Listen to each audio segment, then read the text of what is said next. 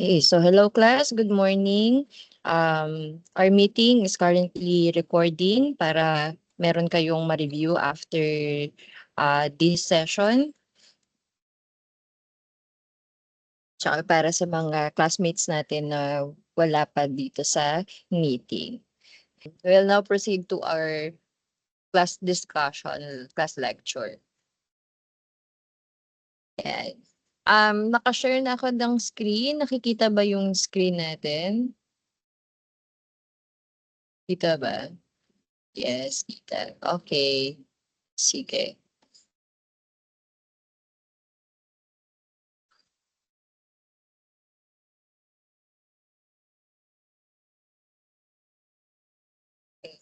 So you will be given a copy of the recordings, no, ng lecture natin. Siguro link na lang yung ibibigay ko sa inyo.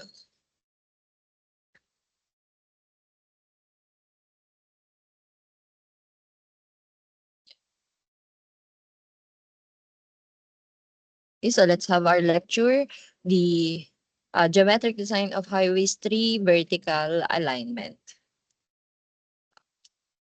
For this lecture, we have the following learning objectives: discuss and solve problems about the vertical curve fundamental. So we have two types of vertical curves: the crest or summit vertical curve and sag or valley vertical curve.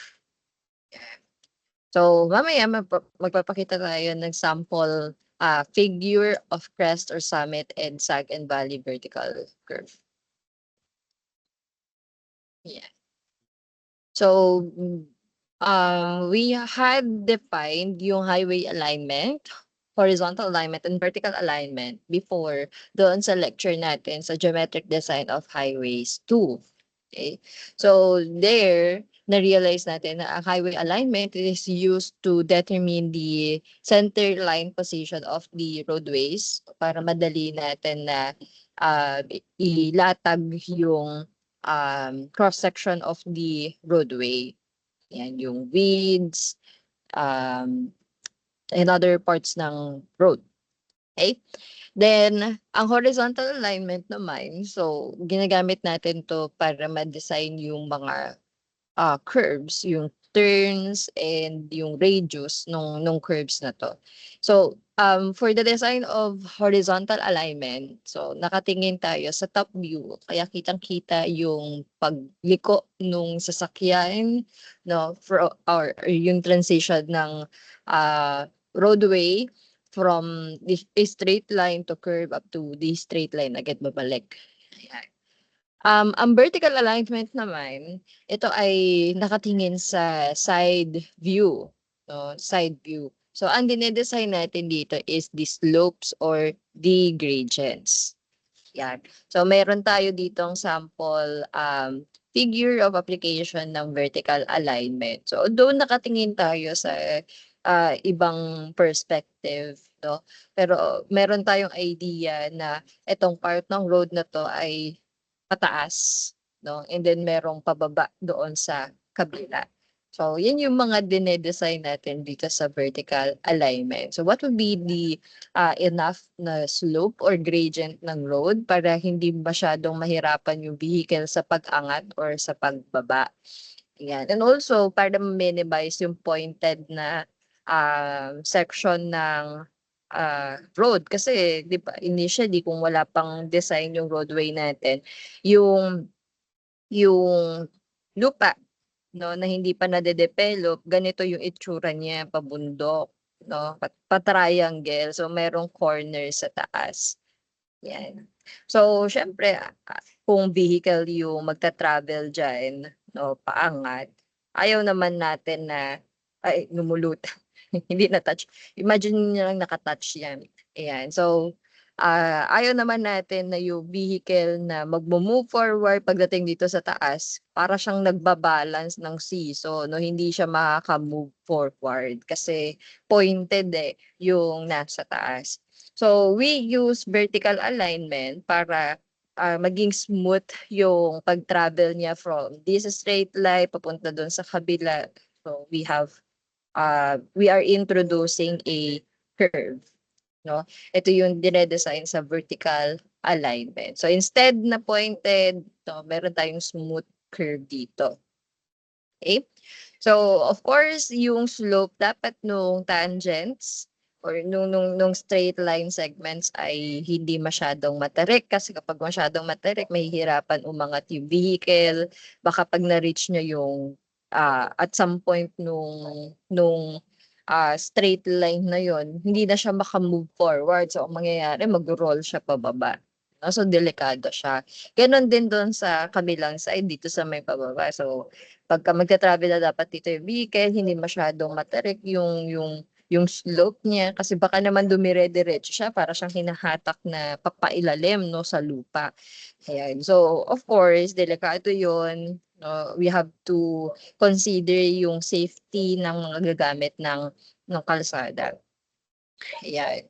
Okay? So let's define vertical alignment.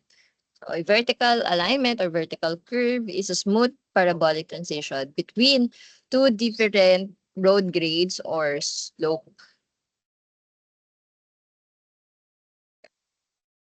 Used in highway and railroad design to provide a gradual change in elevation. Ayan, para hindi masyadong dama no, yung uh, pagbabago ng elevation. So, we introduce vertical curves instead of yung itutuloy natin na straight na inclined lines. Yun nga, kasi nga mahihirapan na umangat yung vehicle at saka bumaba eh. Yan.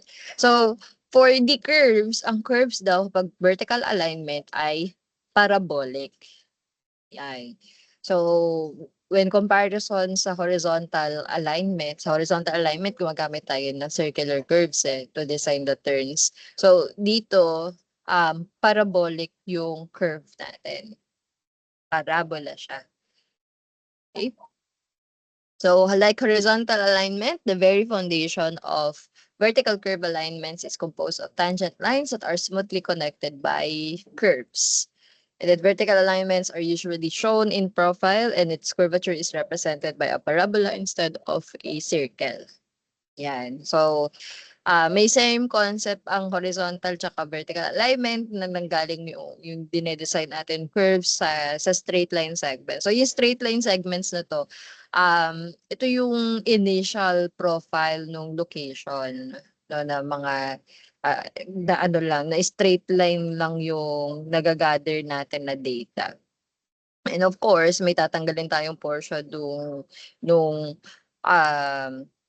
initial profile na yon and para mailagay or mailatag yung roadway no, for our design. Okay. So these tangents are either flat, uphill, or downhill. So if flat yung tangent, ang ibig sabihin lang naman nun is meron siyang slope or gradient na equal to 0. So the gradients or slopes in vertical alignment is expressed in percentage. So naka-percentage siya. Then ang uphill naman, may sign convention tayo dyan for uphill na gradient. So positive if uphill. Then negative naman kapag ka downhill. So paano ba natin ma-identify kung uphill or downhill? So you will start sa left side. Yan. So ang view mo nandito muna sa left side. So ito yung vehicle, of course aangat siya papunta doon.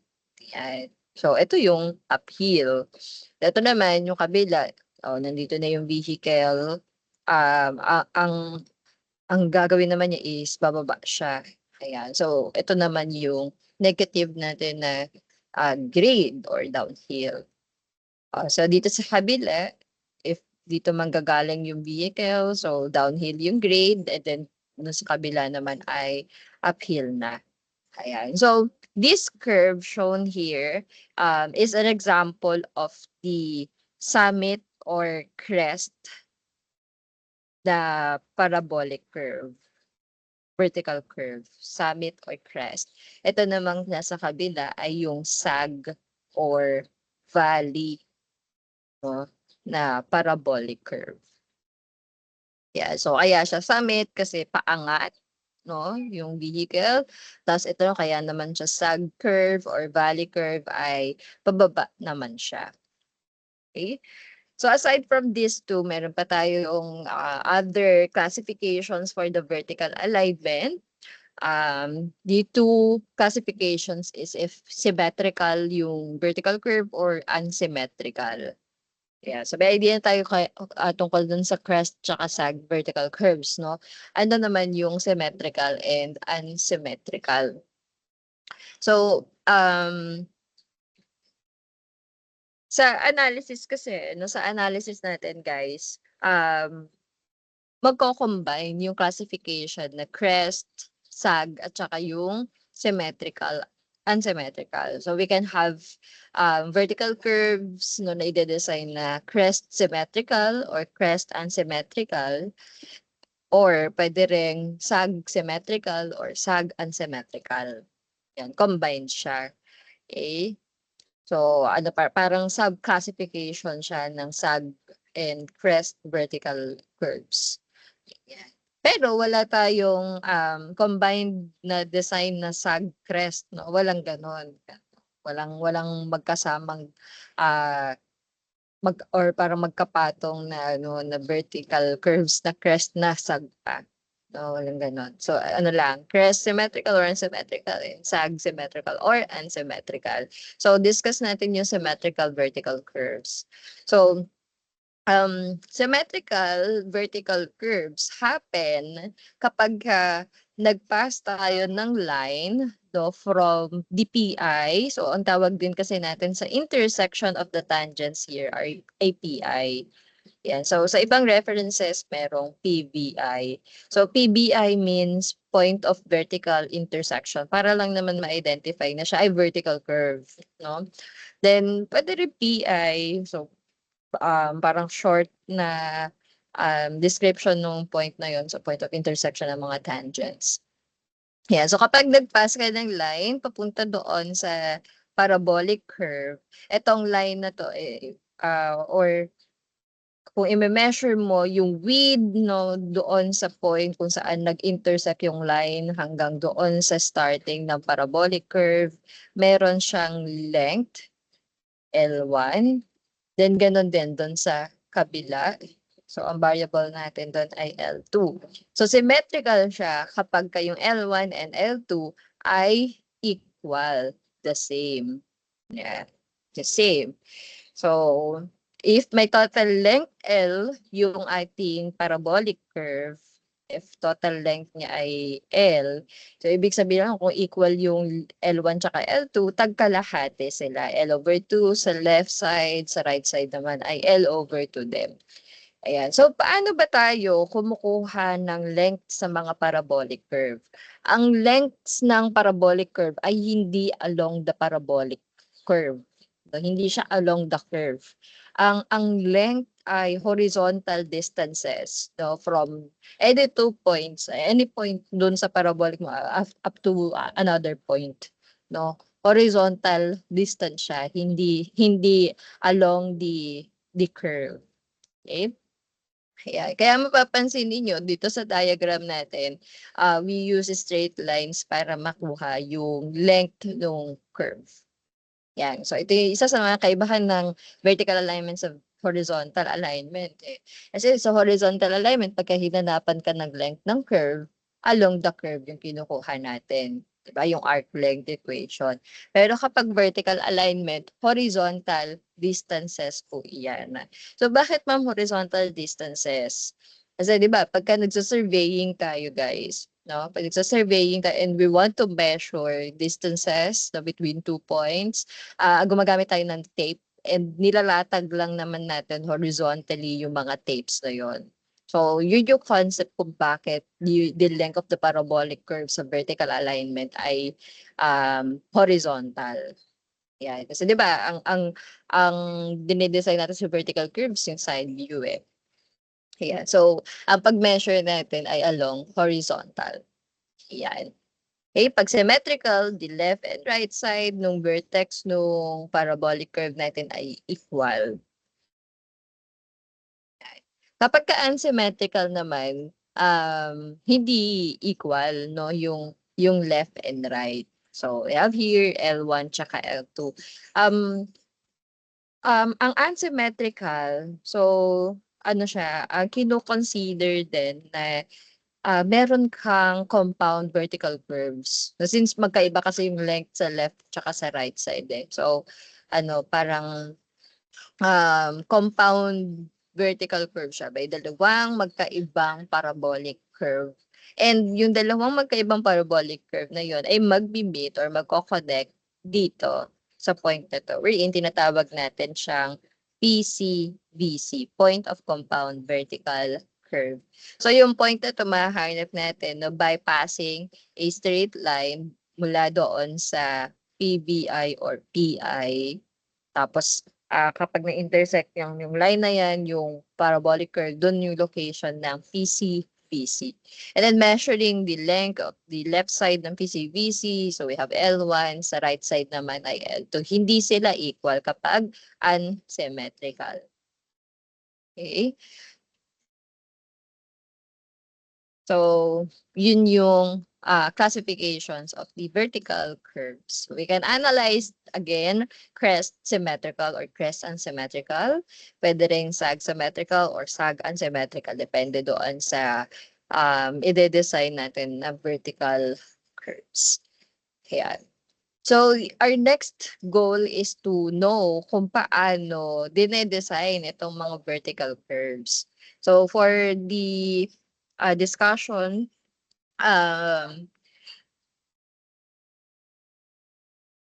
mag-try tayo na mag-inspect ng symmetrical curves. Tapos, ang symmetrical curve natin ay crest.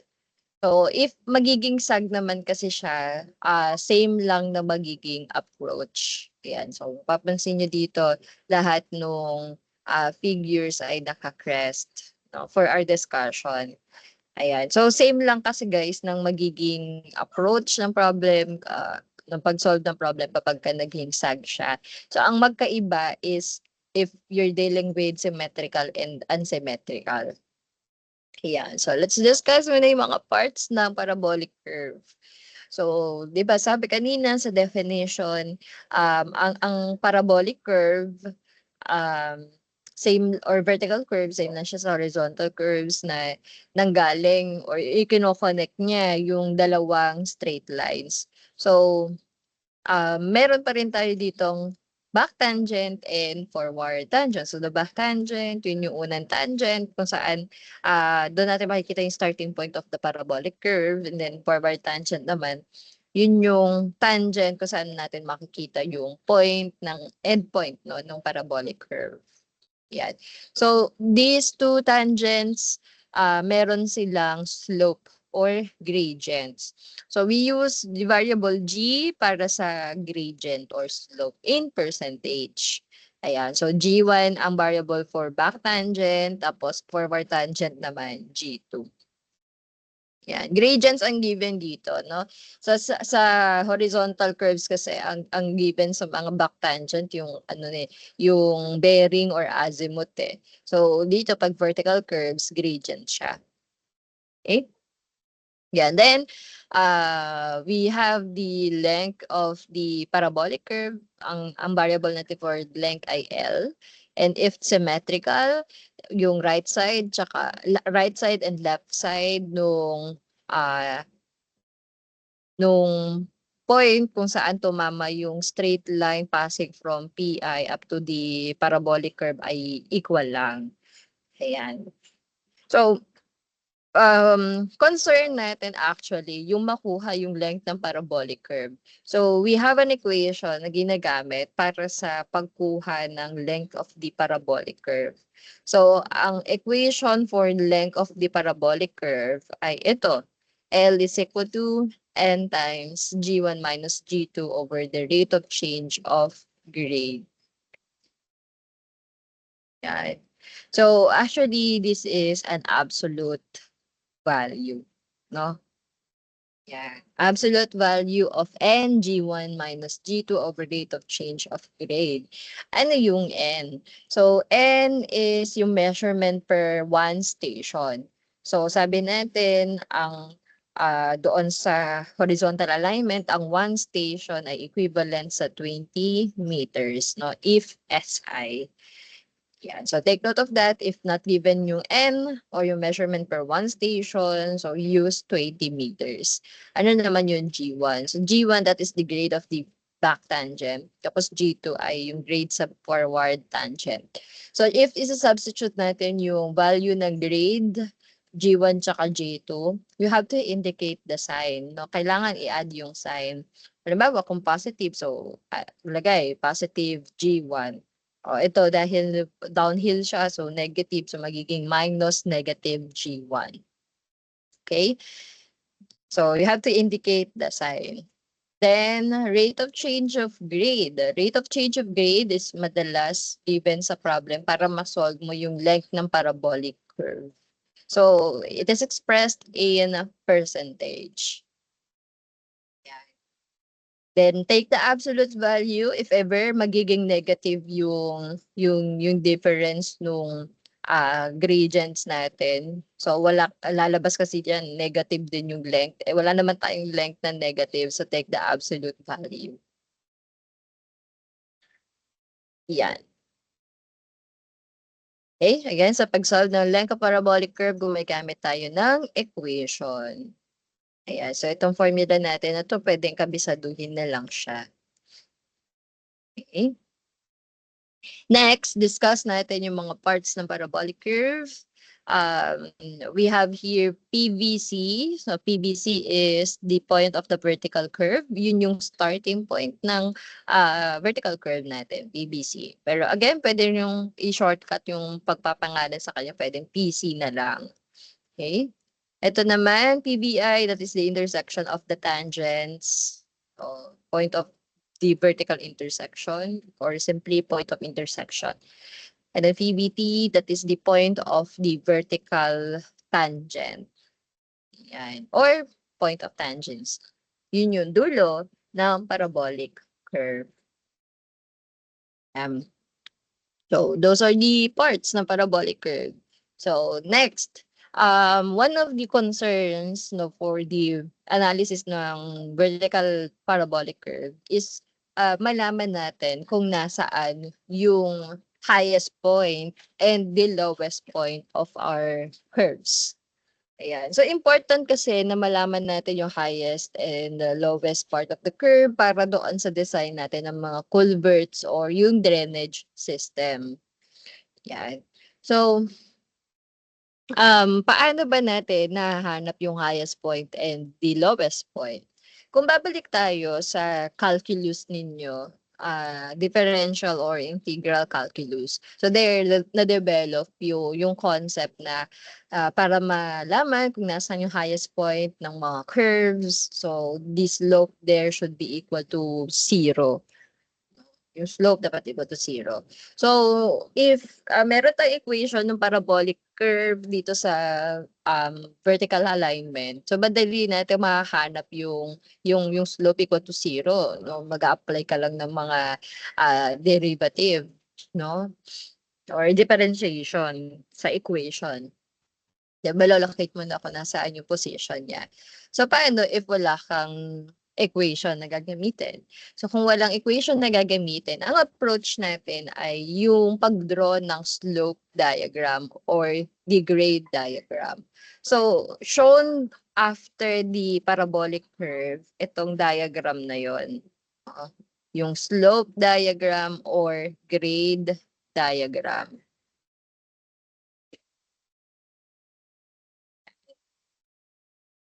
So this diagram shows the changes at any point na parabolic curve, yung pagbabago sa slope or sa grade at any point na parabolic curve. So the question is, paano ba natin dinodraw or kino-construct yung diagram na to? Ayan. So to construct the diagram, you will start by establishing the chart for the slope or grade diagram. So yung chart niya composed lang naman ng vertical guidelines tsaka horizontal guidelines. So sa symmetrical, ang initial vertical guidelines mo dyan ay dalawa lang. So, maglalagay ka ng vertical guideline passing PVC tsaka PVT. Yung points kung saan meron kang tangent and you given yung slope ng tangents na yon. Yan. So, gawa lang ng straight line, passing, PVC and PBT. Extend pababa. Kasi sa baba natin, dinodraw yung slope or grade diagram. Okay?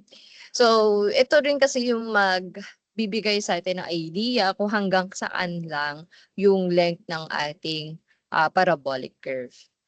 Okay? So, these vertical guidelines, they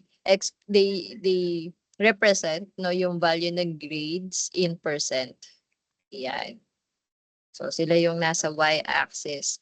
Then, the horizontal axis naman, syempre, hindi siya magiging chart kung walang horizontal axis. So, the horizontal axis, makikita mo yan at below the parabolic curve. So, it represents naman yung length ng parabolic curve in meters. Yan. So, okay na yung chart.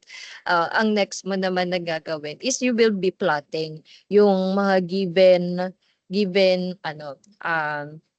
grades doon sa PC tsaka PT. Yan. So, paano i-plot? They will start sa left side, no, nung chart natin. Starting 0, 0. And then look at the vertical curve. So, i-check kung anong value nung grade doon sa PC. So, we have here an uphill na gradient, G1. So, kapag ka uphill, positive yon. So, lahat ng positive na gradients should be plotted above the horizontal curve. Yan. Pag positive, sa taas. Kapag negative naman, nasa baba. Yeah, plotted below kapag negative. Okay? Then, I check. So, we have positive G1. So, ibig sabihin lang nun sa point na to, ang gradient G1. So, ito ay magja-jump pataas hanggang doon sa point ng G1. So, let's say hanggang doon lang siya. Yeah, so after mo ma-plot yung jump pataas niya, so iwan mo na muna itong point na to, and then punta ka sa PT. So sa PT, start ka ulit sa 0, i-check yung value ng grade. So we have here a gradient na negative G2. Bakit negative? Kasi downhill. Yan. So bababa, no? From 0, bababa up to G2. So let's say hanggang dito lang siya. So para ang comparison, mas malaki yung G1 kaysa kay G2. Pero hindi naman laging ganyan. So kapag ka may values na yan, doon, makukuha nyo naman yung kung gaano kahaba yung yung mga grades dito sa slope or grade diagram. So since walang value, so assumptions lang to. Yeah, so G2 hanggang dyan. Okay? So meron tayong dalawang grades na given. After niyan, i-connect lang natin yan ng straight line. Yan. Connect gamit ang straight line. Meron ka ng slope diagram.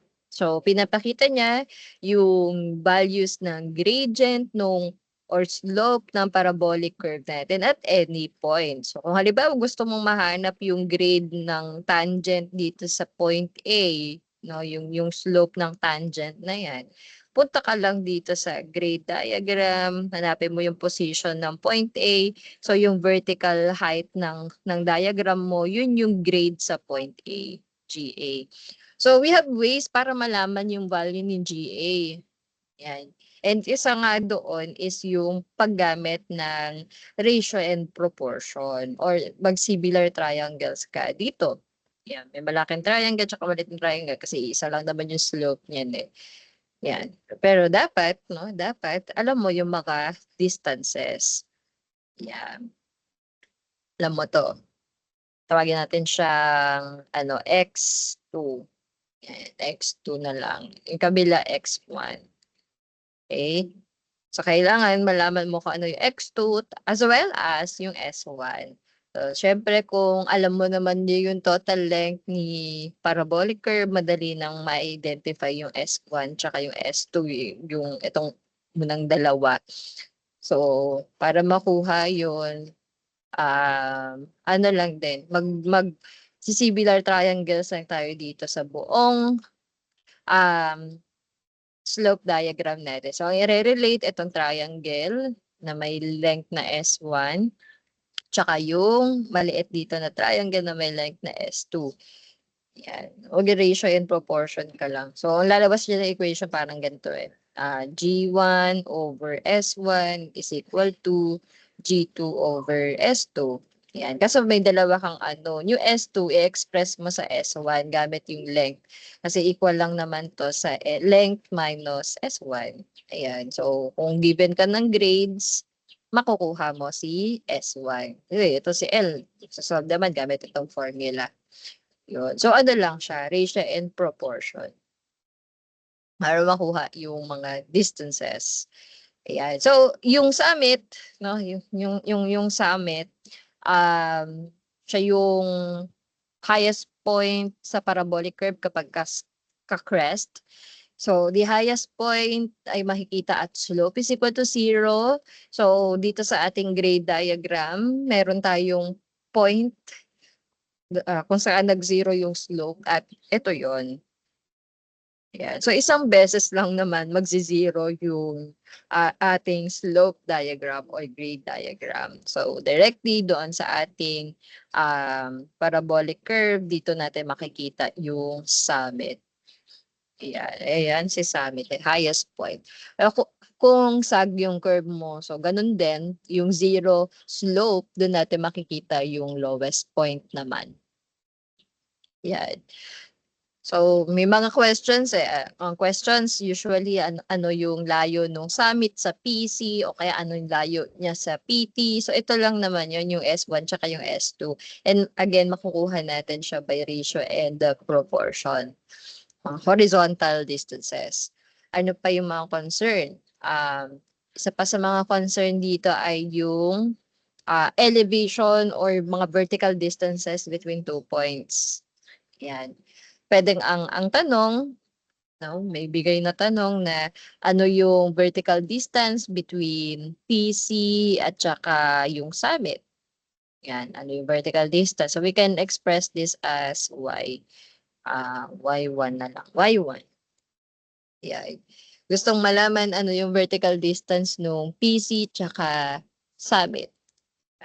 So, para makuha yung vertical distances no, between 2 points along the parabolic curve, we can use this slope or grade diagram. Yeah, so sabi, the area under the curve no, dun sa slope or grade diagram natin between 2 points, PC to summit, is equivalent to the vertical distances. Ayan. So, itong y, equal lang daw siya sa area under the curve from PC up to summit. So, ito yung summit. Ibig sabihin, area netong buong triangle, no? From PC up to the summit. Yan yung area niyan. Diba? 1/2 base times height lang naman kasi triangle. Equal yon kay y1. Yan. Kung gusto mo naman kunin yung vertical distance ng PT tsaka summit, itong area na to yung kukunin natin. Okay? Again, the vertical distances between 2 points sa parabolic curve ay equal lang doon sa area under the curve between the 2 points na concern. Basta ano, yung kukunan mo ng vertical distances ay along the parabolic curve. Along the parabolic curve, ha? Kapag yung point na i-analyze mo na sa labas ng parabolic curve, you can't use that concept. Siyempre, meron ka pang mga ibang gagawing procedure para makuha yung vertical distance nila. Ayan. So, magbigay tayo ng example na ang nire-relate ay yung isang point nasa labas ng parabolic curve, yung isa naman nasa parabolic curve. Madalas yon yung PI tsaka yung summit. Yan. Kasi yung PI, nasa labas siya ng parabolic curve. Yung summit naman nandun sa parabolic curve mismo. Ayan. So may mga ganong situations. Yan. Papahanap yung vertical distance netong dalawa. O, pagin natin tong Y2. Yan. So again, hindi mo pwedeng gamitin yung area under the curve. Halimbawa, i-track mo na saan yung aking PI. Yan. So, sa ating slope diagram, ito siya. Okay? So, kapag kinuha mo itong area na 'to na maliit na triangle dun sa ginawa mong, um, ah tawag dito, vertical guideline doon sa PI, this area is equivalent to a vertical distance. Pero yung vertical distance na yan ay hindi equivalent sa Y2. Yan ay equivalent dito sa vertical distance ng point na to sa parabolic curve at yung summit. Yan. Ito yung nakuha mo na yan. So, lagyan natin siya ng pangalan. Y na lang. Y3. Ayan, may Y pala doon. Y3. Y3. Yan. So, hindi mo nakuha yung Y2. Instead, Y3 siya. Kasi nga, ang grade diagram, para lang siya doon sa 2 points, no? Vertical distance sa 2 points along the parabolic curve. So, dahil si PI nasa labas, ano gagawin natin para makuha yung vertical distance? Ang ginagawa ay um, we will be using the slope of the back tangent or the forward tangent. Ayan. So, you will be determining muna kung ano yung vertical distance no, between PI tsaka PC. No, gamit itong slope ng grade ng tangent natin. So, kunin mo yung kanilang vertical distance. Okay. So, let's say ito yung vertical distance, ang variable ay h1. Yan. Meron kang slope netong tangent. So, di ba meron tayong equation na ang slope is equal to rise over run. Yan. So, kung may G1 ka, i-equate mo lang siya sa rise, H1. Then, yung run mo, distance, horizontal distance yun ng PC to PBI. Since symmetrical yung parabolic curve natin, yung PC to PBI ay equal to L over 2. So, divide mo lang to sa L over 2. Ayan, you can determine yung value ng H1. Pag nakuha mo na yung H1, Y2 ang kailangan, no? Pag nakuha mo na yung H1, total height, i-minus mo naman yung Y1, yung vertical distance ng PC to summit. And yun na, makukuha mo na yung Y2. So, hindi siya directly, no? Hindi agad-agad makukuha yung vertical distance between 2 points ng PI up to summit. Kailangan muna gamitin mo yung properties ng tangent. Puwede rin dito sa kabila kumuha kaso hindi ano, parang matatabunan kapagka dito ako nag-draw. Pero puwede rin sa PT. Yan. Um, puwedeng concern din dito is yung pagkuha ng station or elevation na.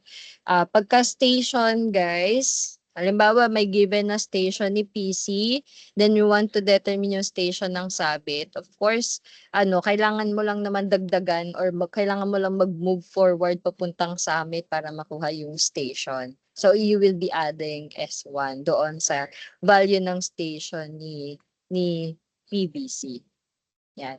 Kung elevation naman and then given ang elevation ni PC, so puwedeng, i-add mo na lang yung vertical height ng dalawa para makarating ka sa summit. So i-add mo dun sa elevation kasi yung summit, highest point yun, yung pinakamataas na point, kaya add. Pero kung, lowest point siya kasi nasa sag, ima-minus mo yun dun sa kanyang elevation.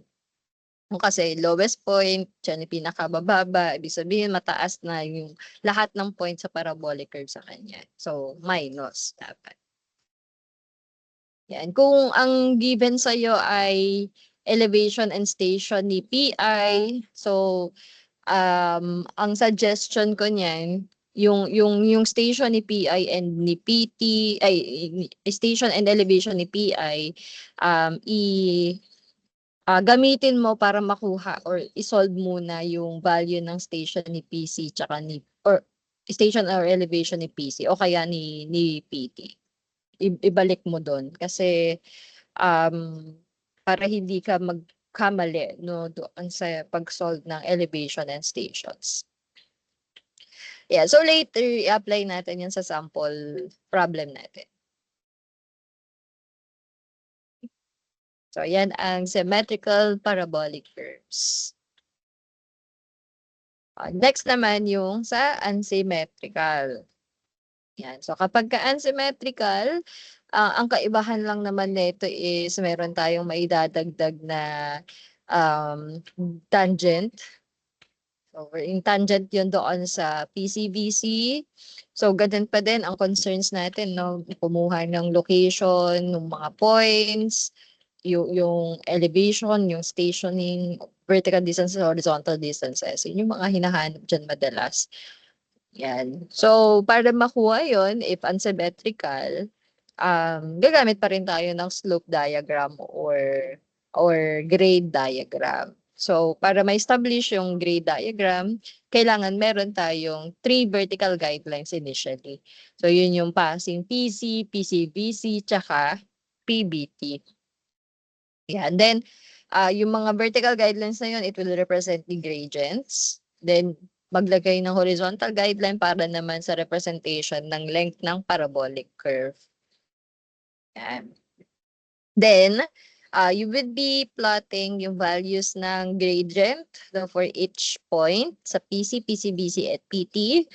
Ganun pa rin, kung positive yung grade, plotted above the horizontal. Kung negative naman, nasa baba. So, yung G1 dito, sa figure natin, uphill siya. So, we have uphill na gradient, G1. Dito naman sa G3, wala pa tayong value niyan. No? So, yung value ng G3, masasolve gamit itong formula dito sa side.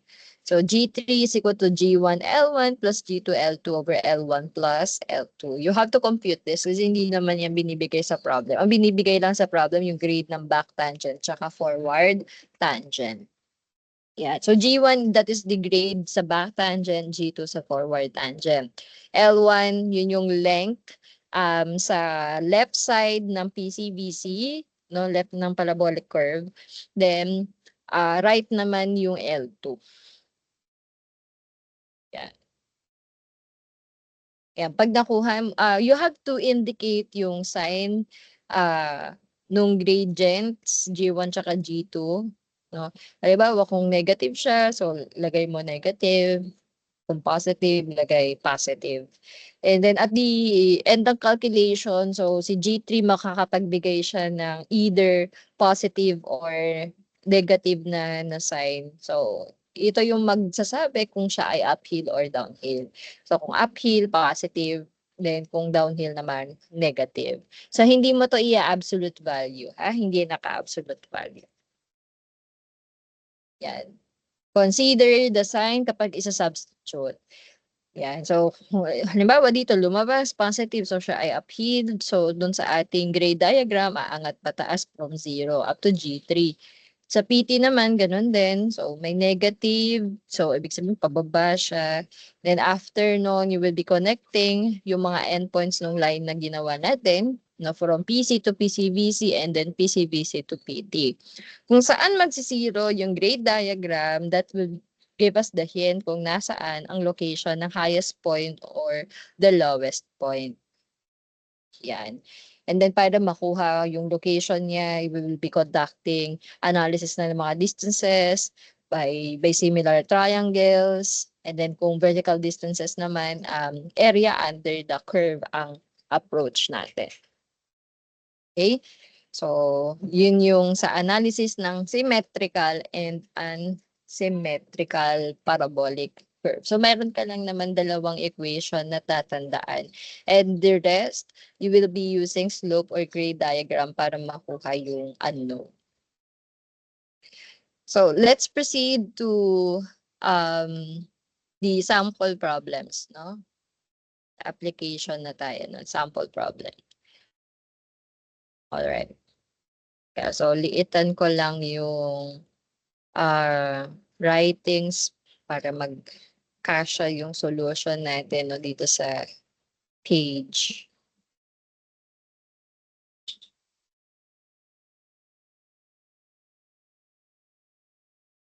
Okay.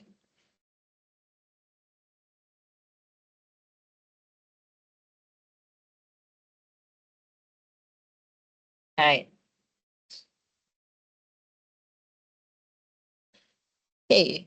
So for our first sample problem, Asymmetrical vertical summit curve has tangents of positive 4% and negative 2%. So the allowable rate of change of grade is 0.3% per 20-meter station.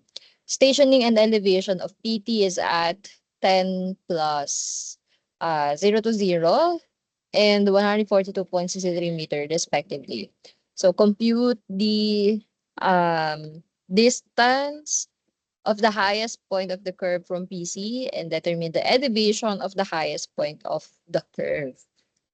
Ayan. So from the problem, so stated naman, we are dealing with symmetrical vertical summit curve. Summit curve, tapos symmetrical.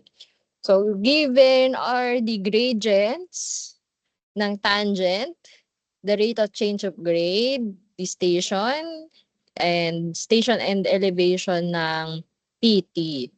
Yan. So unang hinahanap length ng curve. So bago tayo mag-solve, i-draw muna natin yung vertical curve.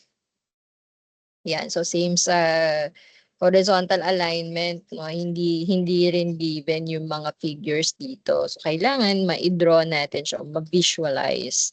Yun yung first step natin.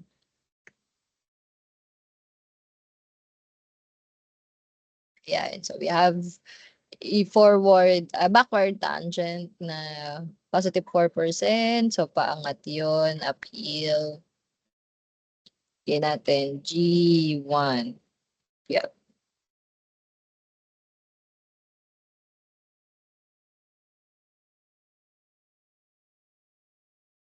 G1 is positive 4%. Okay. Next naman ay si forward tangent. So si forward tangent, ang slope niya ay negative 2%. Negative 2% ha. May negative. G2 negative 2%. Okay. So nag-intersect sila dito sa point na to. Tawagin natin yung PI.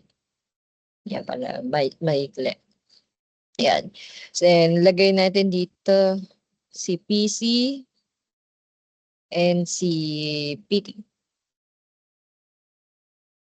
Yan. Let's connect yung PC and PT ng parabolic curve.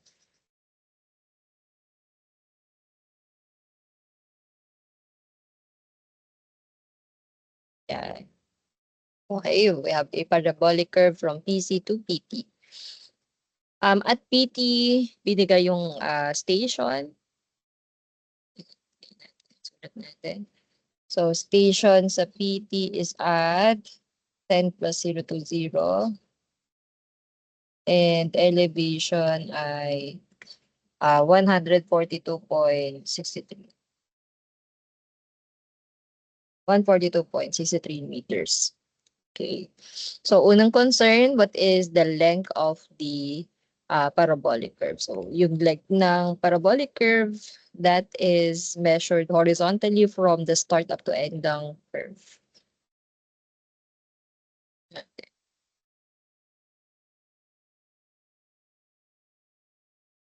So, ito yung unknown length L. So, isolve natin yung length L gamit yung equation ng length ng parabolic curve. So, equation is absolute value of n times g1 minus g2 over the rate of change of grade.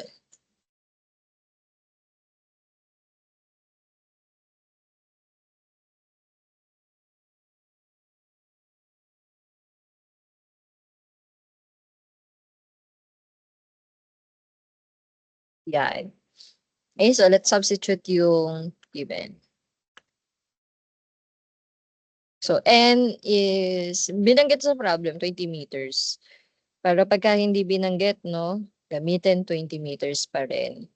G1, we have positive 4%. Then, G2, negative 2%. Yan, dalawa yung negative ha. Okay. Divided by rate of change of grade na 0.3%. Yan. O kung ano man lumabas, take the absolute value. So, ang unit ng length natin is in meters.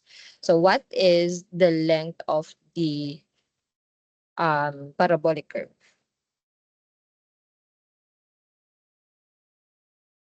Pwede kayong mag-chat sa chat box natin. Ano ang length ng parabolic curve?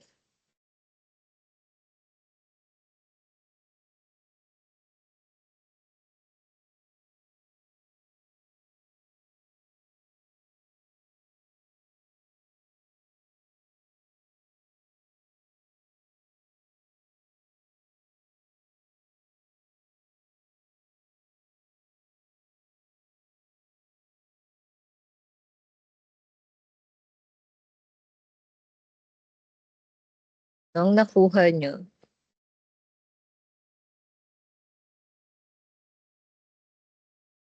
$33 mo, ma'am. Ha? 33.33 po. Parang maliit. 400 po. Yan, 400. Baka hindi mo na isama yung negative, ay yung mga percentages. Yan. So we have 400 meters. Formula lang siya, no? Answer na yan, letter A. For letter A, 400 meters. 100 meters. Okay, so alam na agad kung ano yung length ng parabolic curve. So, next is yung distance from PC, yung highest point, tsaka elevation. Yan, no? Okay. So, para malaman kung nasaan yung location ng summit or highest point, gagamit tayo ng grade diagram. So, for a grade diagram, extend lang natin tong vertical guideline doon sa PC. Pababa. Ganon din yung sa PT, and then paglagay ng horizontal guideline. Okay, so yung vertical guideline para yon sa gradients in percentage. Tapos ang horizontal naman para naman sa length in meters, length ng parabolic curve. So after may establish yung chart, i-plot na yung mga points. So starting from 0, i-check kung ano yung grade sa PC. So yung grade ng tangent doon ay positive 4%. So aangat tayo up to 4% kasi positive siya. Positive 4%. And then dito naman sa PT next, we have negative 2%. So bababa. Ayan. So you can scale yung drawings nyo para hindi mahirapan sa mga relationship. Pagka sinabing mas maikli itong gradient na to kasi dun sa kabila, ikli ano, para hindi malito sa analysis. Yan. So after i-plot, i-connect lang ng straight line. So hindi naman ganoon ka-complex yung mabubuo natin ditong mga grade diagram. Actually, mga triangles lang, trapezoid kapag unsymmetrical. Ayan. So straight line lang yan, ha? Straight line lang. So, kung saan nag-zero yung slope, yun yung location ng summit or ng highest point. Okay? So, nandito nag-zero, i-track natin pataas. Yan. So, we have here the highest point. So, dyan siya daw located. Highest point.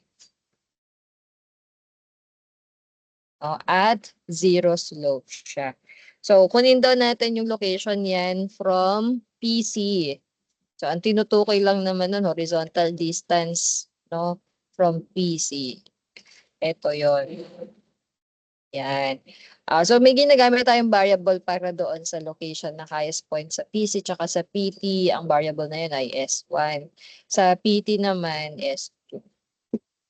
Sa PC, S1. Sa PT, S2. Ayan, wherein dito sa ating grade diagram, no, ito lang din sila. S1, S2. Yan. Para ma-solve si S1, gagamit tayo ng concept ng similar triangles. Similar triangles lang. Itong malaking triangle, i-relate sa maliit na triangle. May given ka namang gradient. Kasi wala kang horizontal distance. So, dalawa unknown kasi S1 tsaka S2. Yung S2, express natin sa length L. So, yung length L minus S1. Para isa na lang yung unknown. Di mag-ratio proportion tayo dito sa kabilang side para makuha si S1. So, we have 4%.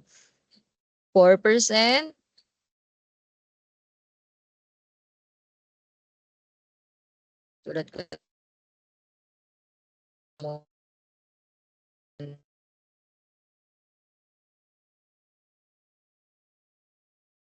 over S2. But instead of S2, papalitan natin siya ng L minus S1.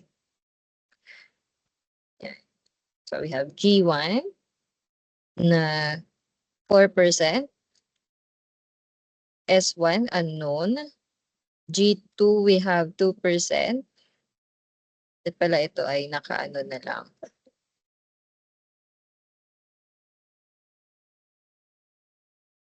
Yan.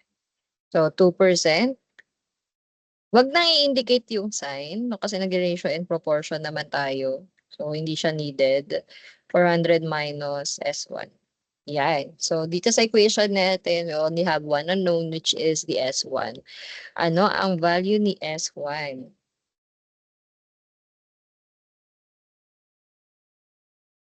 $266.66 po, ma'am. Yan, 266.667 meters. Ay, 266.67 meters. Yung S2, makukuha na rin natin eh. I-subtract mo lang sa 400 to. So, we have 133.333. Kasi baka magamit natin mamaya. Kaya, pero ang tanong lang naman sa atin, ano yung distance ng highest point doon sa PC? So, that is S1 ng 266.667. Yan. Then next, ano daw yung elevation of the highest point of the curve? So, sa elevation may binigay, elevation ni PT. Yan. So, kung gusto mong makuha yung elevation ng highest point, kukunin lang naman natin yung vertical distance between PT and the highest point. So, tawagin natin yung Y. Pag nakuha si Y, i-add natin yun sa elevation ni PT. I-add kasi ito yung pinakamataas na point, mas mataas yan sa PT, no, para umangat. Ang mga elevations, naka-refer yan sa isang reference dito. Pwedeng uh, yung surface ng water or yung sea level, yan. Doon naka-refer yung mga elevations. Okay? May datum. So, itong 142.63, parang ano yan, measured distance ng PT papunta doon sa reference dito natin. And so, kung gusto makuha yung elevation ng highest point, magdagdag lang ng Y. Y distance. So, paano natin makukuha yung Y distance? So, sabi, gamit yung ating grade diagram, the vertical distances between 2 points doon sa ating parabolic curve ay equal lang sa area under the curve. Yan. So, yung highest point tsaka PT, pareho naman to na along the parabolic curve. No?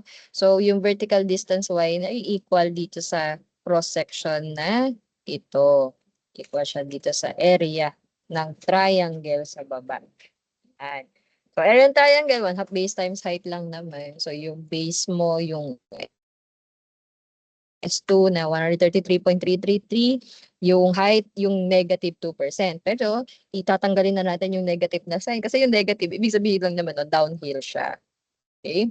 Pag nilagay mo pa kasi yung negative, ang mangyayari, magma-minus yung Y doon sa elevation, parang bumaba. Okay, so wag idagdag yung negative sign pagkukuha ng mga area. Yan, sige. So, solve muna natin si Y. Solve for Y.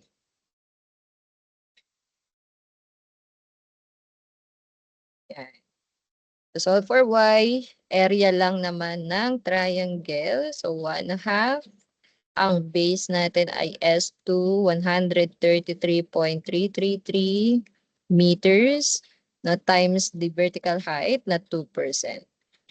Kasama yung percentage. Okay? Huwag iiwan. So, what is the value of y?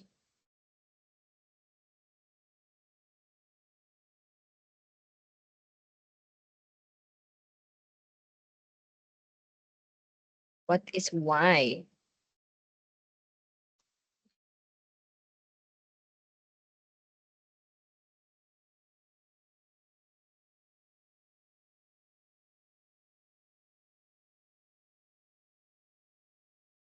One 1.33 po.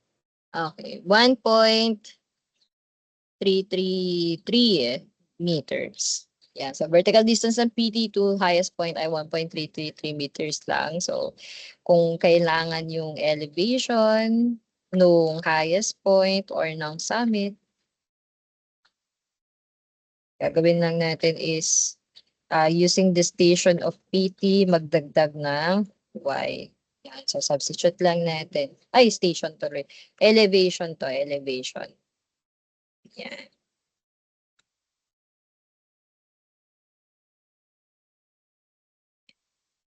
The 142.63 meters plus 1.333. Yan. So, elevation ng highest point is equal to 143.963 meters. Answer. Yan. Ganun lang siya. Pag kailangan mo ng horizontal distances, no? Ratio and proportion lang ang gagawin ninyo, similar triangles. Kapag naman vertical distances, area under the grade diagram ang gagawin. Okay. So that is the sample problem number 1. So may questions ba, concerns?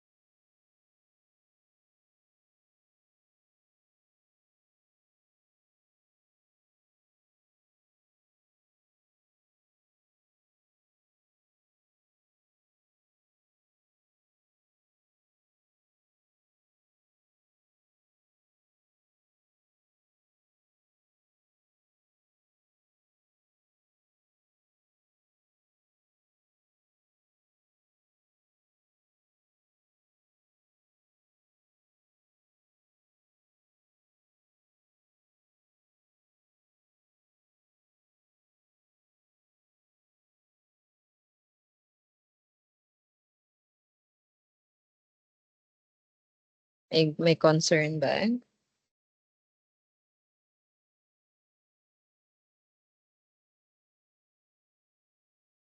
Wala naman po.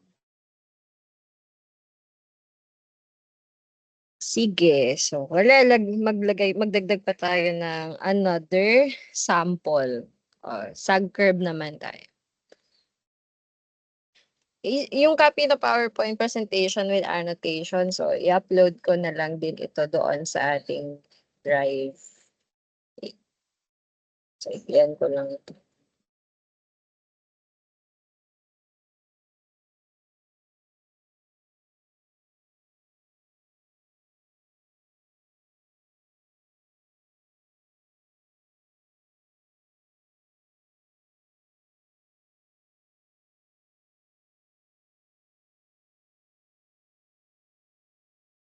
So, meron lang naman tayong tatlong sample problem. Yan.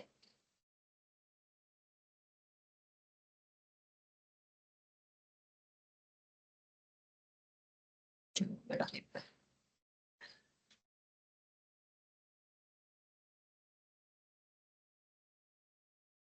So let's try this next sample.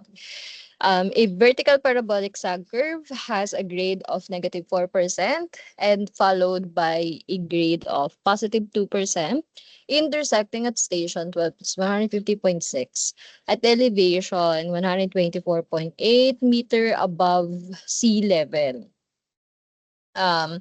The change of curve, the change of the curve is restricted to 0.6%.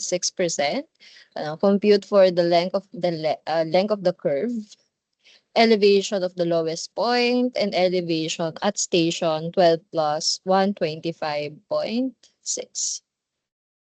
Okay, so vertical parabolic sag curve ang i-analyze pero hindi in-indicate if symmetrical or unsymmetrical. So kapag ganun, no, yung na-meet nyo or na-encounter na mga problems, hindi in-identify kung symmetrical or unsymmetrical, so assume na symmetrical.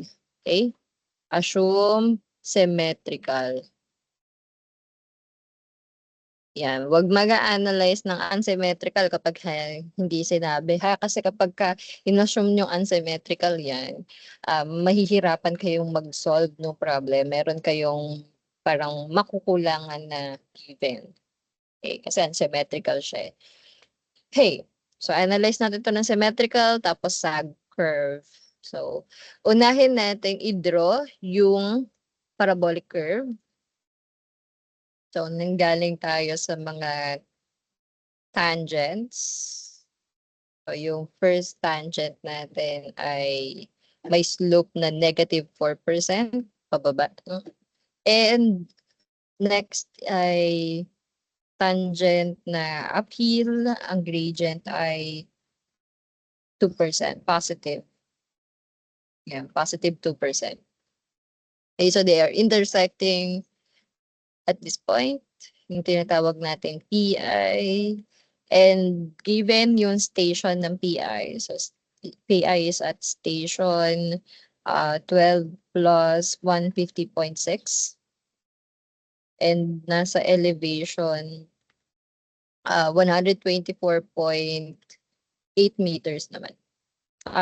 Above sea level daw. So may datum nga siya. Okay? Then, given yung change of curve, so ilagay natin dito yung PC, yan, tsaka yung PT, kabila. I-connect itong dalawa ng parabolic curve. So, yung parabolic curve, may change of curve siya ng 0.6%.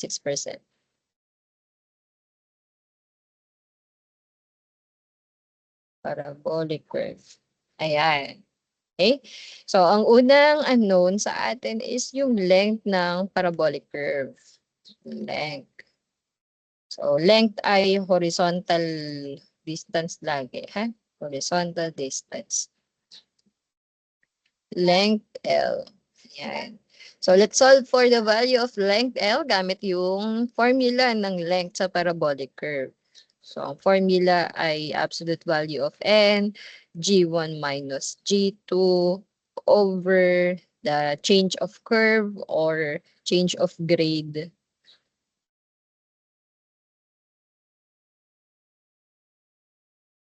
Okay?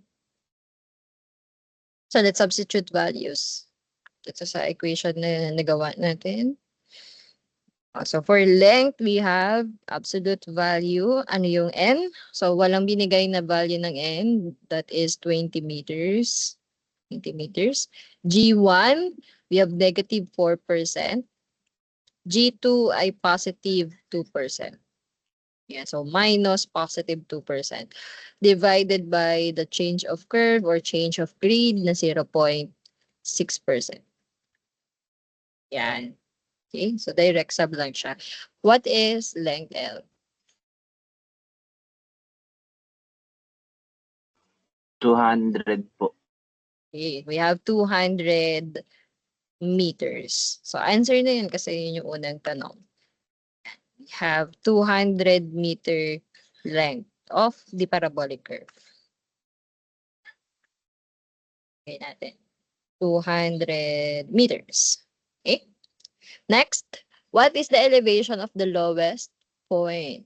So, para mahanap ko na saan yung lowest point, idodraw natin yung grade diagram. So, extend lang natin ito pababa. Ganon din yung sa kabila. Okay. And maglagay ng horizontal guideline. Yan. So, dalawa lang ang vertical guideline kapag ka-symmetrical. Then, starting mag-plot dito sa my left side. So, sa PC, meron tayong negative 4%. So, bababa up to negative 4%. Sa kabila, sa PT, we have positive 2%. So, aangal here, positive 2%. And then, i-connect ng straight line. Yan. So, we have zero slope here. So, dito natin makikita si lowest point, zero slope. That is the lowest point. Lowest point at zero slope. Yan. Elevation daw ang kailangan nating makuha. Now, pag elevation, kailangan meron kang given, no, na elevation is either PC or PT or PI. So, ang given sa atin ay sa PI. Okay? Ngayon, ang PI, nasa labas siya ng parabolic curve. So, hindi tayo pwedeng gumamit directly nung area under the curve ng PI to lowest point kasi nasa labas to. Ano sana dadagdag na lang natin yung vertical distance na yun dun sa value ng elevation. So may iba pa tayong gagawin na step o procedure, no, bago makuha yung elevation at the lowest point. So yung dagdag na procedure is kailangan muna ma-convert natin yung elevation ni PI up to, na maging elevation ni PC o kaya ni PT. Ayan, so para makuha yon, gagamitin lang naman natin yung slope ng mga tangent. Yan, mag-rise over run equation tayo. Okay, so ang gawin na lang natin, dito tayo mag-refer sa PC, kunin natin yung elevation ni PC. Titingin tayo dito sa triangle na mabubuo dito sa kabilang side. Wherein may slope ito na negative 4%. Ang rise natin, ang tawagin na H1. Yung vertical height ng PC to PI. Then ito namang horizontal, distance yan ng PI to PC. Yan. Since we are dealing with symmetrical parabolic curve, ang ang symmetrical parabolic curve, ang distance ng PI to PC ay laging half, no, laging half no total length natin. So meaning this is equivalent to 100 meters. Yan, 100 meters siya. 100 meters. Okay? So mag-slope equation tayo.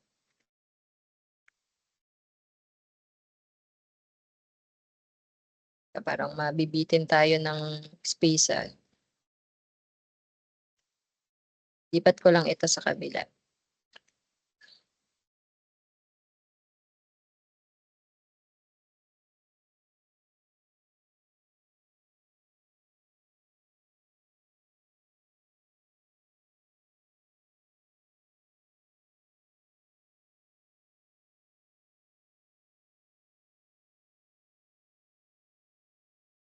Compress ko lang ha, kasi wala tayong space eh.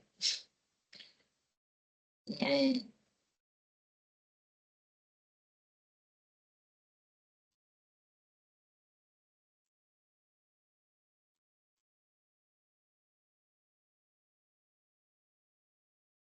Yan.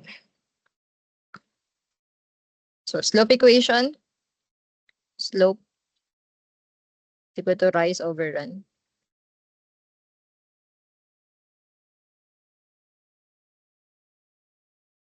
So we have 4%. I-withdraw yung negative sign. So slope value lang kailangan. 4% equal to rise H1 over run na 100 meters. So we have H1 equal to 4 meters. So vertical distance ng PI to PC ay 4 meters lang. PI ay mas mababa doon sa PC. Valid naman kasi nga we have a sag curve. So yung intersection na tangent sa ilalim. Okay. So para makuha natin yung station ni PC, we have to add H1 no, na vertical distance. So elevation ni PC is equal to elevation ni PI plus H1. Yan. So elevation ni PI ay 124.8 meters plus H1 na 4. So we have 128.8 meters. So bakit natin kinuha sa elevation ni PC? Para madaling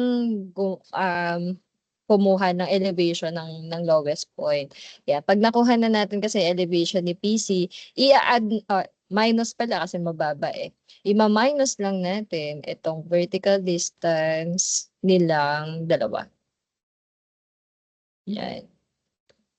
Okay, yung vertical distance na to. Minus kasi nga bababa. Pagbababa ng elevation, minus kapag tataas ng elevation, plus. Yan. So, tawagin na lang natin tong y distance. So, that y distance is equivalent to the area under the curve from PC up to the lowest point, dun sa zero slope. Yan. So, shade ko lang siya, no? This is equal to y. I-move ko lang dito sa kabilang side.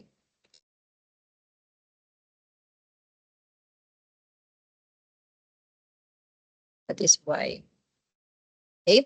So, pwede nga actually mag-direct na tayo ng pagkuha ng elevation ng lowest point. No? So, elevation ng lowest point, no, equivalent siya sa elevation ni PC minus y. Again, minus ha kasi bababa. So, elevation ni PC ay 128.8 meters. And then yung y distance naman, area net ang triangle. So, area niyan ay 1/2. Ang base, wala pa pala tayong base, yung S1. So, solve muna natin yung S1. So, dapat tayo na ito. S1. Ay, angat natin.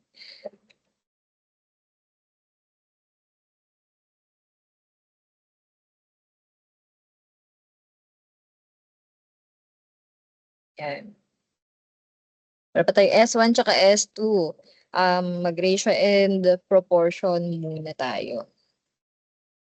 Okay, so yung S2 gawing 100 minus S1. Ito na lang sa side na ito. Ito na lang.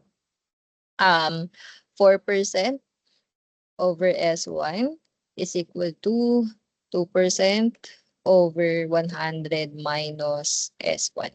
Oops. Yan. Tapos unknown lang natin dito is yung S1.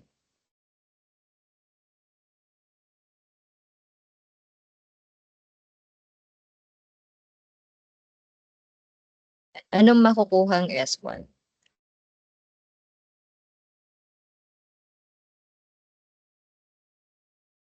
Ma'am, 200 minus S1 po ata.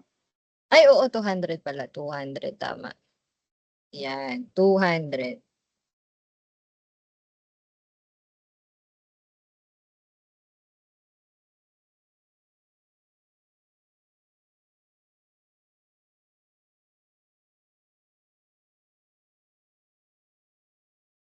Ano si S1?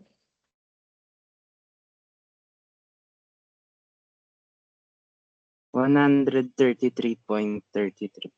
Okay. 133.333 meters. So, yung S2 niyan, ano lang yung difference nitong S1 sa 200. So, 66. No?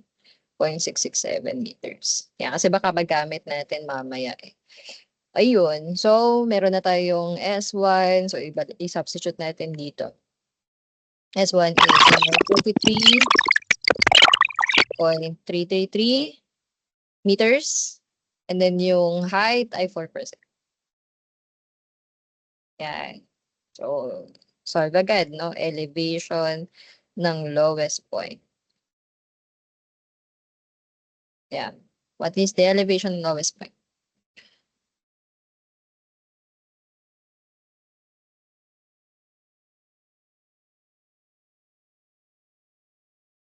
$126.133 po. 126.133. Yan. Meters. Yep. Answer na natin. Yun. Kapag given kayo ng elevation ni PI, tapos hinahanap yung elevation ng highest point or lowest point, ibalik niyo muna yung elevation nun sa PC or kunin niyo yung elevation ng PC o kaya ng PT, and then saka kayo mag-area method doon sa slope diagram natin. Okay? So, next question. Determine the elevation at station 12 plus 125.6. Ayan. So, given yung station ni PI, nasa 12 plus 150.6 siya. So, itong 125.6, 12 plus 125.6, yan ay before PI. Doon natin siya makikita. Yan. So, tawagin na lang natin tong point A. No? So, nasa station 12 plus 125.6. Yan. Kasi ang increase ng station natin from left to right eh. Left to right. So, kung 152, ito 125, nasa before PI siya. Okay? So, makukuha din natin actually yung horizontal distance nilang dalawa eh. Yung layo nila horizontally. So, ang layo nila horizontally is equivalent to the difference ng station. Ang difference niyan, 150.6 minus 125.6, 25 meters. So, may horizontal distance silang, 25 meters. So, ang inaalam natin ay elevation. Kung elevation, marami tayong way para makuha yon. Pwedeng from PC, no, from PC, kunin lang yung vertical distance nilang dalawa. So, yung vertical distance ng point A tsaka PC ay itong trapezoid na to, no? Pero syempre kailangan mo munang makuha yung grade ng tangent dito sa point A and also yung horizontal distance from PC to point A. Well, madali naman siyang makuha kasi 'di ba ang PI to point A ay 25 meters, so yung layo niya total 100 eh, so 75 meters. Yan. 75. Oh, meron ka neto 75 meters. Yan, ang wala ka yung GA. Yan, so pag nasolve ko kasi itong GA, pwede na mag-area method, area ng trapezoid, yun yung ima-minus natin para doon sa elevation ni point A. Yan, so isip ko na tayong paraan kung paano makukuha si GA. So, makukuha natin siya by ratio and proportion. No, kailangan lang ma-solve itong horizontal distance no from point A up to the summit. So may S1 ka naman na 133.333, tapos minusan mo lang ng 75, yun na yung distance ng A to summit, 'di ba? Sige. So ano ang difference ng 133.333 tsaka 75?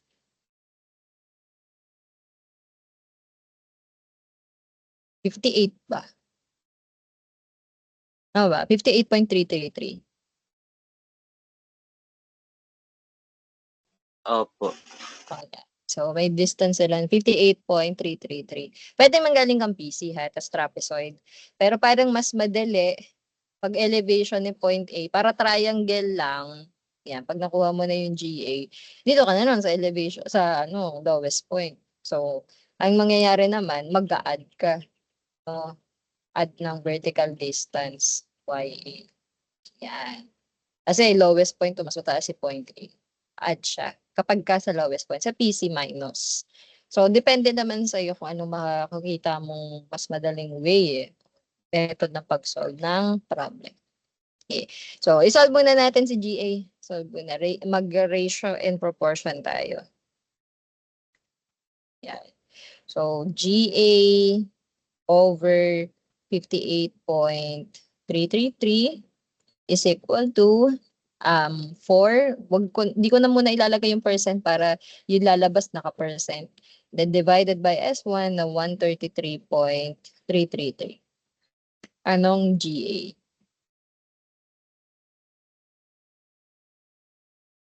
No value ni GA.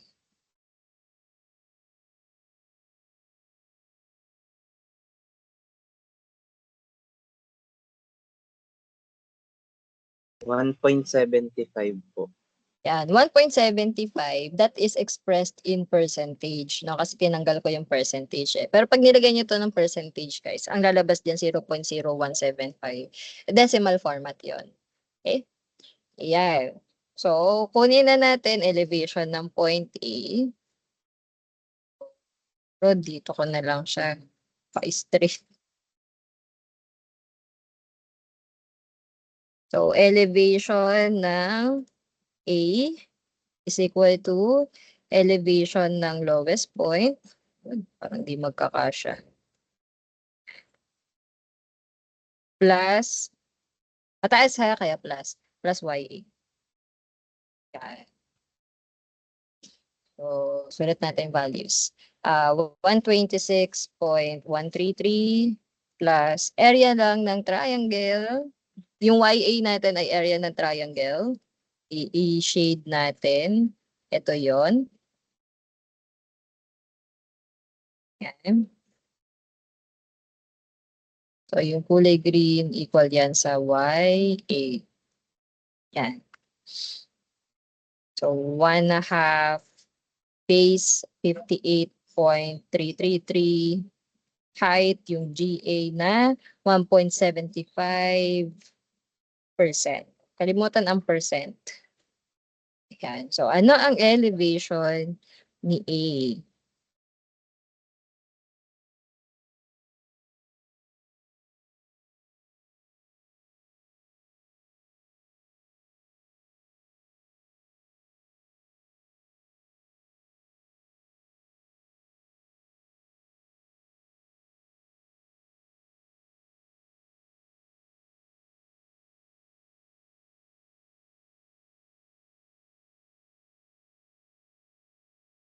$126.644 meters. 126.644 meters. Ayan. That is our answer for this sample problem. Ayan. So we're able to solve for the length of the curve, elevation of the lowest point, and elevation ng point na makikita sa station na 12 plus 125.6, wherein that point ay makikita sa left ng PI. Okay. So, concerns? Meron ba? May question ba for this second sample problem?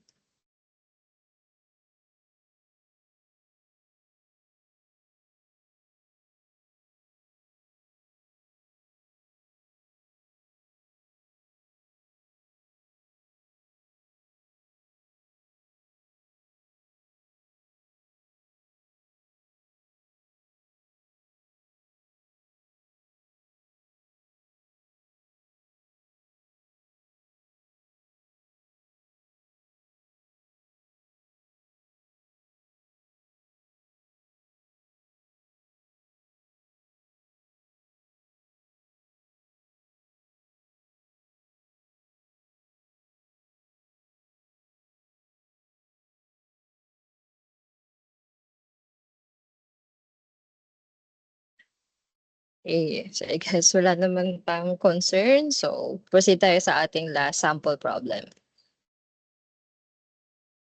Yes. For our last sample problem, we have an unsymmetrical parabolic curve. So it connects a 4.2% grade and a negative 3.4% grade. So the length of the curve on the left side of the vertex is 80 meters and 110 meters on the other side. So if the stationing of the point of intersection is 4 plus 460 and its elevation is at 145.2, determine the following. Location of the summit from PT, station of the summit, and elevation of the summit. Ayan.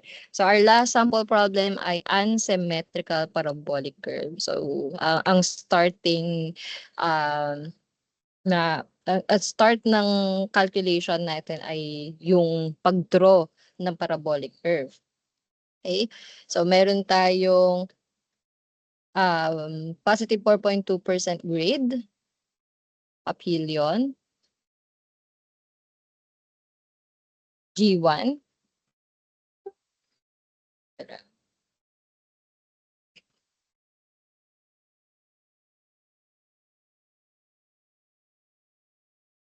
Positive 4.2%. And in the negative na grade downhill yon. G2, negative 3.4. Yan. Then, ito yung point of intersection nila, PI. Yan. Binigay yung station nito. Nasa station 4 plus 460 and elevation 145.2 meters. Yan. Okay. Then may binigay na lengths sa left tsaka sa right. Ilatag natin yung PC tsaka PT. Okay. Let's say nandito si PC, tapos ito naman si mas malayo ito, PT. Yan. Then yung length. Okay.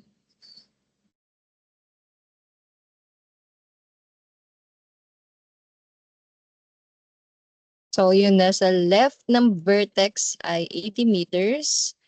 Ito yung length ng parabolic curve. So lagyan natin ito variable L1. Ito naman L2, 110 meters. Okay. Then at some point here, dito sa line na passing PI, doon natin makikita si PCVC, no? Yung point of compound vertical curve. So assume natin na nandito siya. Yan. Show natin nandyan siya, si PCVC. And then, saka tayo mag-pass ng tangent dyan, no? Tayo mag-pass ng tangent.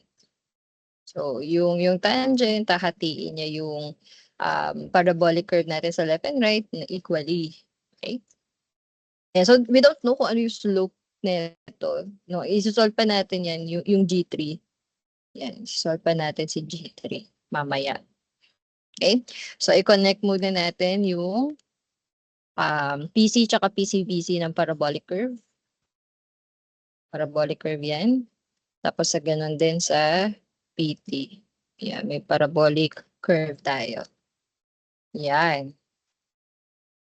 So, solve natin yung G3.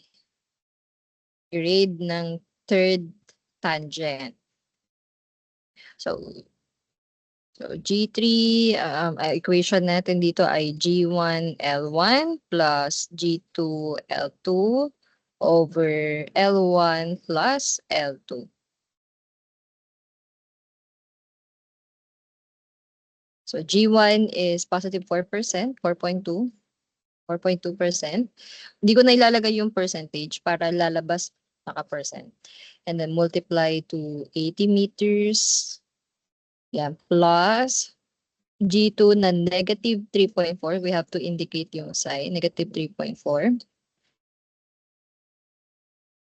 Times 110.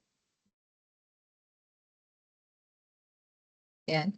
Divided by 80 plus 110 meters. So, yan, direct sub lang. What is G3?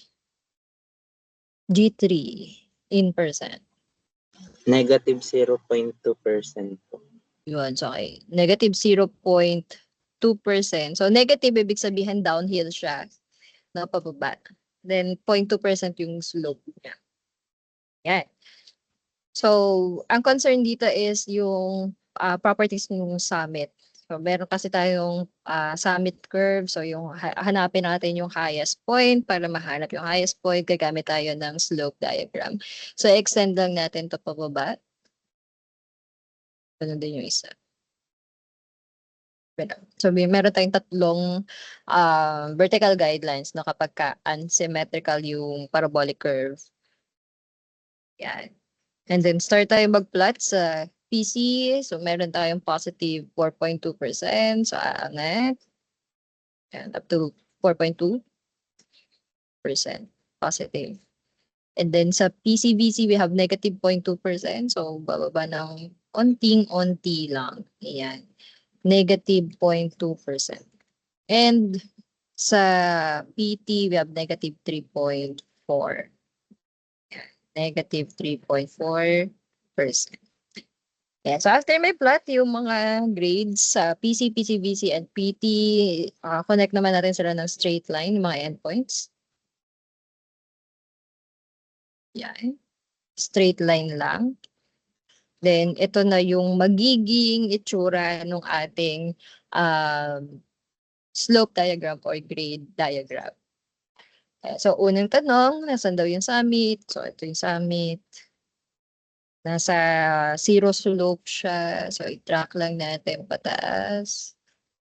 Ayan, ito yung ating highest point.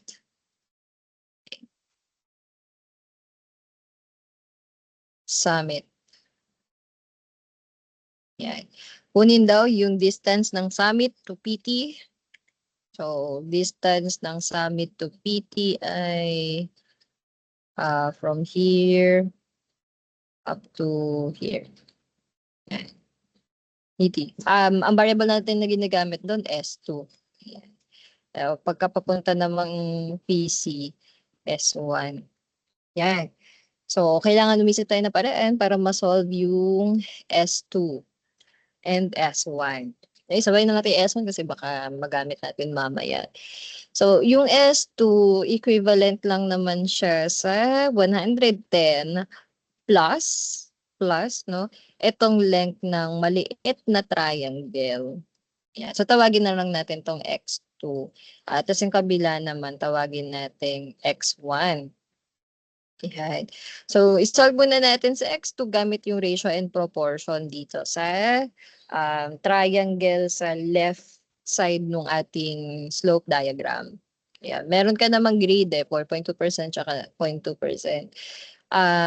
Yung X1, i-express natin sa X2, gawin siyang 80 minus X sub 2. Yan. So, solve tayo. 4.2%. Siguro dito na lang kasi baka hindi mag-kasya. Sige, okay na yan.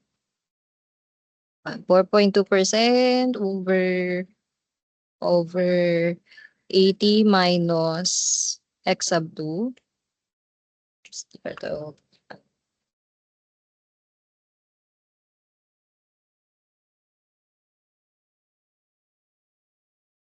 4.2 over 80 minus X sub 2. No, equal siya sa 0.2%, huwag kalimutan yung percent, divided by X2. Yan. So, makukuha natin ang X2. What is X2?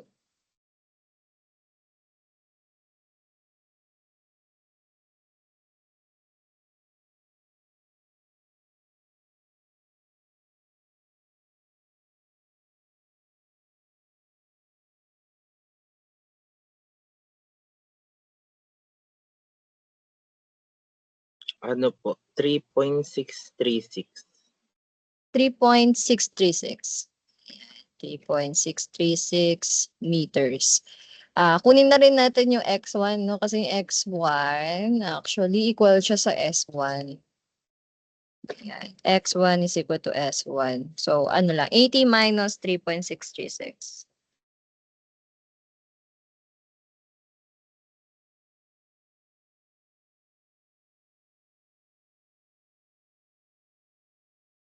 Anong value?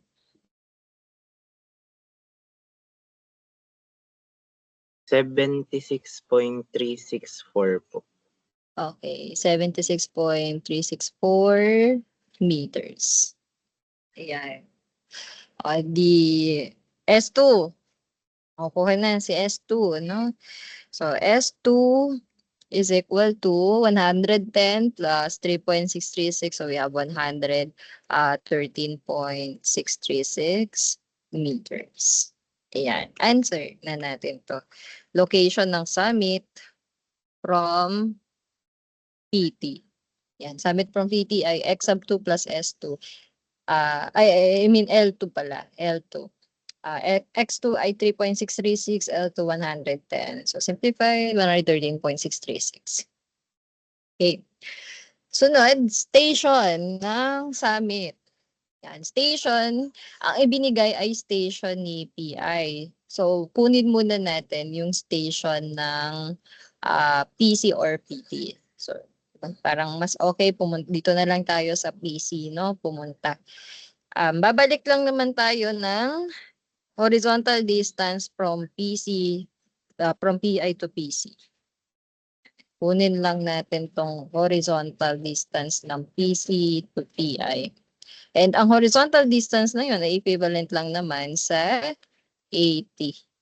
Yan, 80 meters. Okay? Yan, balik lang tayo 80 meters. So minus lang ng 80 dun sa station. So station ni PC is equivalent to station ni PI minus L1. Yan. So 4,460 minus L1 na 80 meters. So we have station ni PC na equivalent sa 4 plus 380. Tama ba? 4 plus 380? Opo. Okay. Yan. So after makuha yung station ni PC, kung pupunta tayo sa summit, magdagdag lang ng S1. Ayan, kaya tayo nag-minus kasi babalik sa sa PC, babalik ng distance eh. Ngayon, mag-move forward na tayo papuntang summit. So we have to add S1.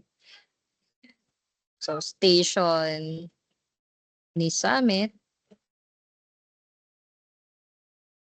is equal to station ni PC plus S1. Ayan. Lipat ko na lang dito sa kabila.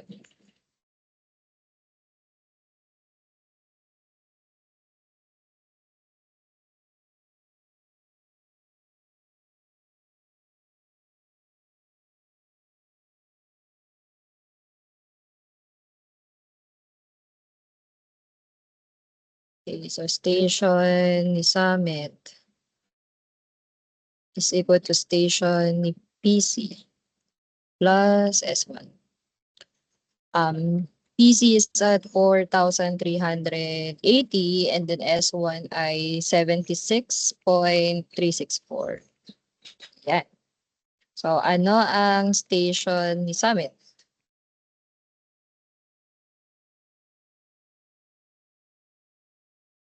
4 plus 456.364 po. 456.364. Ayan. Solve na natin.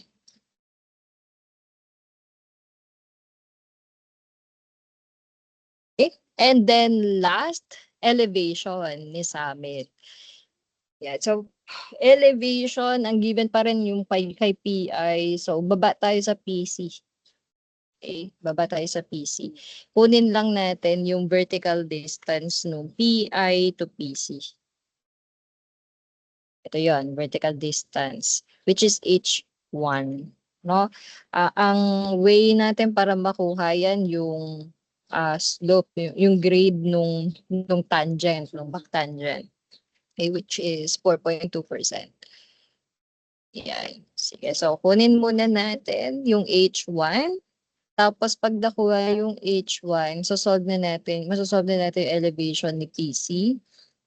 After nun, i-add natin yung area ng PC to summit. So mag-a-add kasi paangat, no? Highest point siya. Sige, solve muna natin. H1. 4.2% equals sa rise na H1 overrun na 80 meters. Yan, what is H1?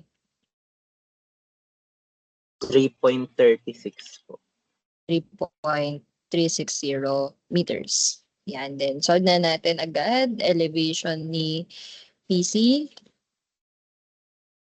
Elevation ni PC ay pababa, no? So minus elevation ni P ay minus H1. Elevation ni P ay 145.2 and H1 ay 3.36.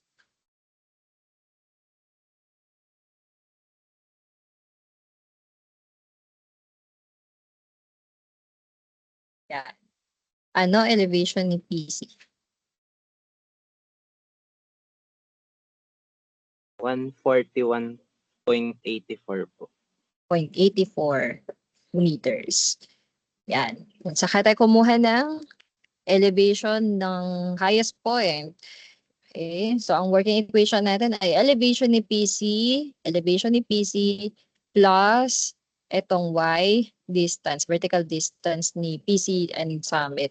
Wherein yung vertical distance na yun ay equal lang sa area under the grade diagram ng PC to the summit. Ayan, ito yung y distance. So meron ka namang x sub 1, meron ka na ding height na 4.2%. So we can directly solve yung summit elevation. Yan. Elevation ng summit is equal to elevation ni PC plus y. Plus ha kasi paangat. So 141.84 plus 1/2 ng base, ano ba, x sub 1, 76.364. Yan, times yung height na 4.2%.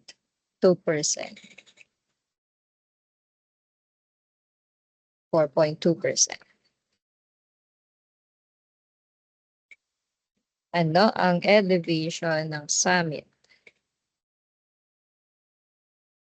143.444 po.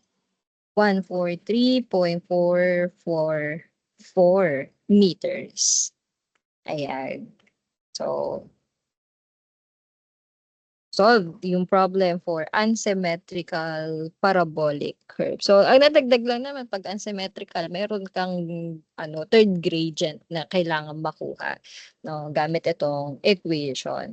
And the rest of the procedure, kung paano kumuha ng distances, station, or elevation, pare-pareho lang. Okay? So, that covers our lecture for the vertical alignment.